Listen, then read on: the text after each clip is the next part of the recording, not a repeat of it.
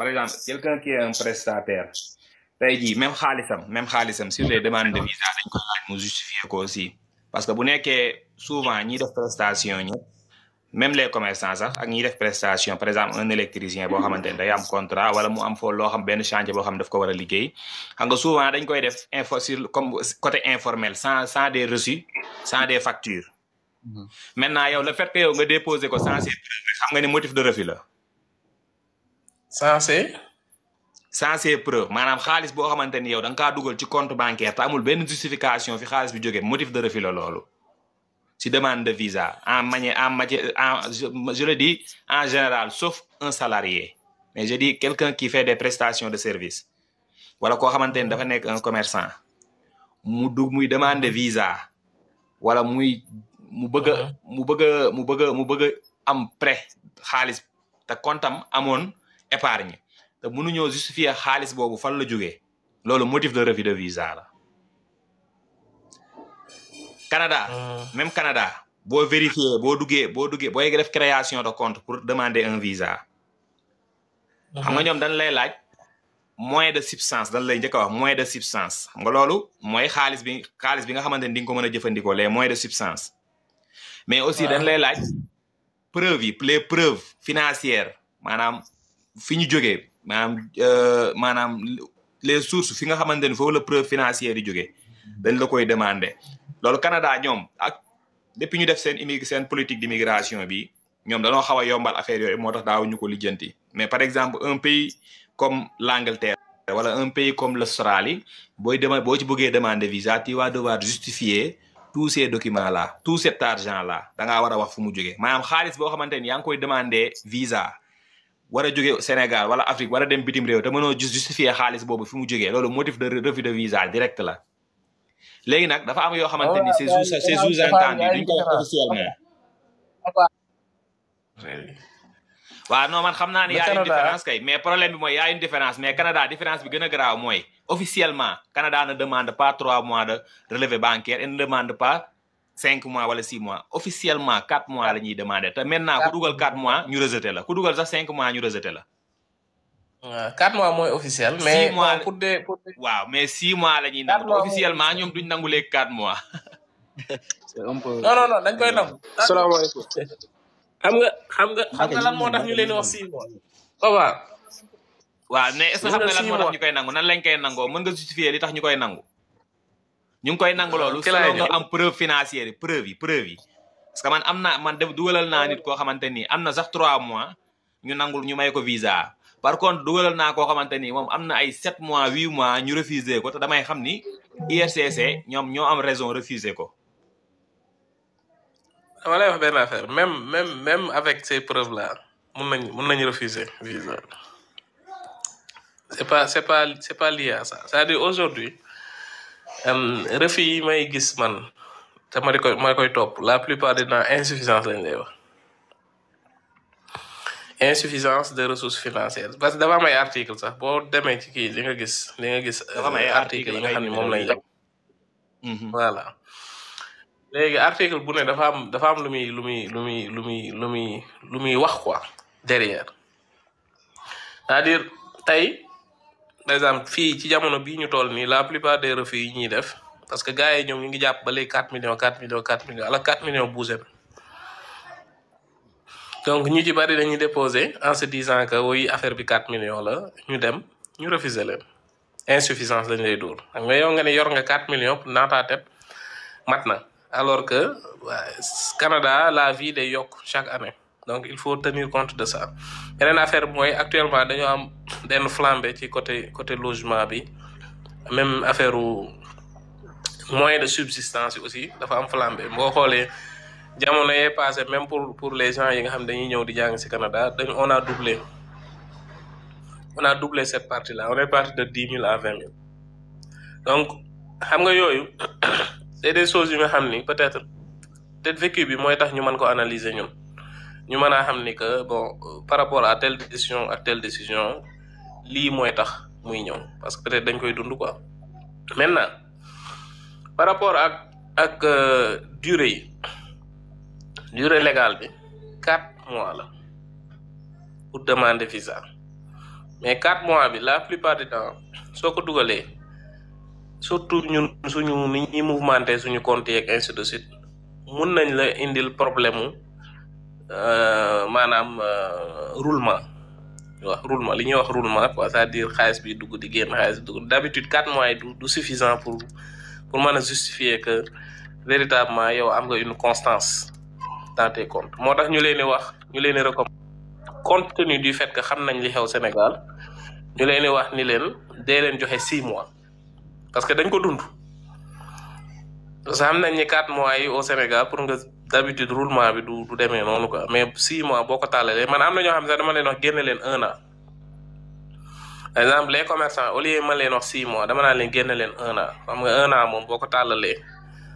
véritablement problème roulement doo ko am maintenant après li ñuy régler parce que ñaari mbir yi la ñuy évaluer benn bi mooy le roulement moom la ñuy wax mouvement entrée sortie débit crédit loolu la ñuy xool ñu xool un peu comment ça se passe régularité bi ainsi de suite ak montant yi dugg à peu près fan la nekk fan la toll quoi loolu aussi daf ci am solo beneen affaire mooy le solde est-ce que aujourd'hui autant tey ngay déposer ce visa est-ce que montant bi ne ci compte bi te permet de couvrir ton voyage et peut-être des charges que tu aurais laissées au Sénégal donc ce hôtel ce billet d'avion aller-retour say cadeau ainsi de suite ak li ngay lekk li ngay naan ak sa transport donc ñun on estime en réalité même le 4 millions là c'est pas quelque chose d'officiel mais compte tenu de la réalité du Canada dañ ko estimer toog ni bon telle chose ça coûte à peu près tant de dollars telle chose à peu près tant de dollars le billet ça coûte à peu près ñu majoré ko sur la base de ça ñu def une simulation ni nañ dugal 4 millions bañ ko jotee def ak léegi nag à chaque fois ça passe maintenant jamono ji dox ba affaire bi commencé yokk ñun ñii sax dañ ko yëg ci suñu dund moo tax tey defuñu ci communication yu bari mais la plupart bu ñu leen di wax dañ naan leen rehausser leen ko jusqu'à 5 millions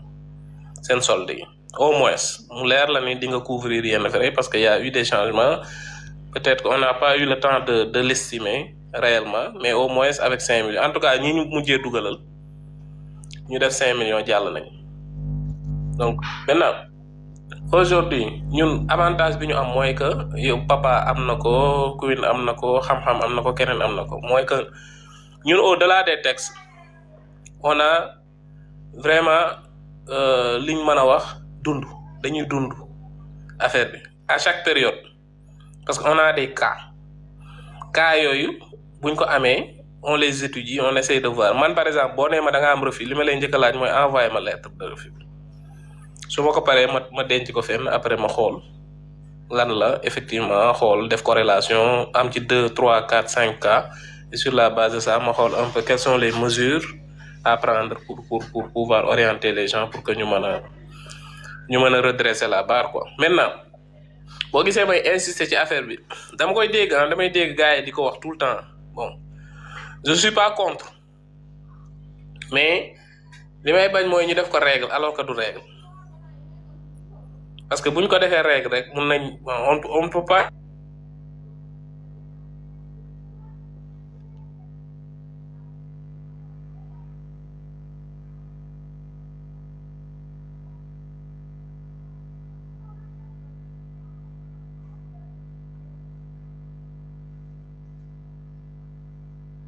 journalier bon président waat na nañ ko bàyyi mu eggali aja président waaw je disais que ñu éviter parce que les bonnes pratiques c'est des bonnes pratiques mënuñu ko def règle en tout cas on n'a pas l'autorité pour def ko règle mais c'est des recommandations te je pense que bu ñu bëggee dimbali gars yi aussi il faut ñuy def au cas par cas ñuy ban di généraliser lépp bu ñuy généraliser rek on va peut-être créer d'autres problèmes quoi par exemple tey cas bi ñu am oui c'est quelqu'un qui fait par exemple man daan naa ko def avant may ñëw Canada prestation de service c'est basé sur des contrats bon légalement moom il est constitué ça veut dire que yor na entreprise am bu fekkee en Europe la peut-être on peut lui demander de soumettre un peu les contrats qu'il a ou bien les factures pro forma ou bon, je sais pas pour justifier la source de xaalis bi nekk ci compte am. Mais pour le Canada quand même c'est bon ils sont pas encore arrivés à ce niveau-là li ñu gën a soxla mooy est-ce que y a du mouvement, est-ce qu'il y a un roulement dans ton compte bancaire qui t'appartient en tant que majeur qui demande par exemple le visa visiteur boo xam ni mën nañ ci sukkandiku pour wax ni que tu as des revenus réguliers loolu li muy dàq mooy que tu n'es pas financé que abbo xaalis que li nga yor yaa ko moom et que tu peux te payer tes vacances beneen affaire bi mooy est-ce que le montant bi nekk ci compte bi est-ce que c'est suffisant loolu buñ ci amee doute li lay dóor mooy insuffisant boobu lañ lay fëgg donc ñaar yooyu la ñuy évaluer te ñaar yooyu mooy point yi nga xam ni au-delà des informations personnelles au-delà de la justification de l'itinéraire de démontrer que véritablement tu viens pour visiter ainsi de suite moo ci gën a déterminant donc loolu la quoi je pense que comme ni ma ko waxee rek on peut le traiter au cas par cas et puis garder ça comme une recommandation selon certains cas yi nga xam ni c'est des cas connus des commerçants des gens yi nga xam ne nee na dañuy def import export des gens comme ça nga xam ni c'est sûr que en tant qu'économiste on sait que un compte bancaire pour par exemple une entreprise voilà de commerce d'import export quand même c'est très fourni roulement bi day bari ainsi de suite quoi. léegi président xam nga lan laa ànd si lan laa d'accordul côté financement bi ni nga ko traité par rapport ak visa demande visa tourisme visiteur man d'accord wu ma ko noonu te aussi nekkul tamit loi immigration par exemple noonu lañ ko définiré ci visa visiteur premièrement buñ ko tegee ci yoon actuellement Canada quelqu'un qui demande un visa visiteur pour 10 jours 4 millions c'est pas insuffisant c'est plus que suffisant xam nga lu tax Canada comme Europe dañ laa wax boo ñëwee di def visite war ngaa mën a yor ci xaalis par jour temps par exemple au Canada par exemple da ngay prévoir benn budget sur place boo xamante ni au moins di nga mën a def $137 par jour léegi estimation boobu si base idée wu séjour par exemple ñaari nit wala ci benn hôtel 2, 3 ba 4 étoiles par exemple di nga ci mën a def sa transport te di nga ci mën a am sa 2 repas par exemple bu nekkee Europe dans certains pays on te dit 80 € par jour dans d'autres pays dañ lay wax 103 € wala 108 € wala 110 € par jour au Canada on propose on dit même $137 canadiens léegi quelqu'un qui fait un voyage de 15 jours mu war a dépenser $137 canadiens par jour loolu da koy jox 2055 € par si voyage bi si 15 jours yi. $2055 canadiens léegi quelqu'un qui a $2055 canadiens pour par jour ci lu mu war a dépenser moom mu fay hôtelam mu am lu mu fayee hôtelam. ba pare léegi moom mu am loo xamante ni à part la jëndee na ko billet avion ba pare. donc li muy def mooy bu dee xam na dëkk bi muy dem par rapport à son itinéraire de voyage il peut dépenser moins d'argent par exemple en faisant des visites guidées mais à pied en faisant des visites guidées mais free pas payant même bu ci inclure lu payant maanaam du daal di bari léegi ki nga xamante ni dafa fay $2000 canadiens par exemple su ma juumul matul 2 millions bu ci boolee moom 500,000 yoo xamante ni par exemple 500 c'est 1 million. ñaata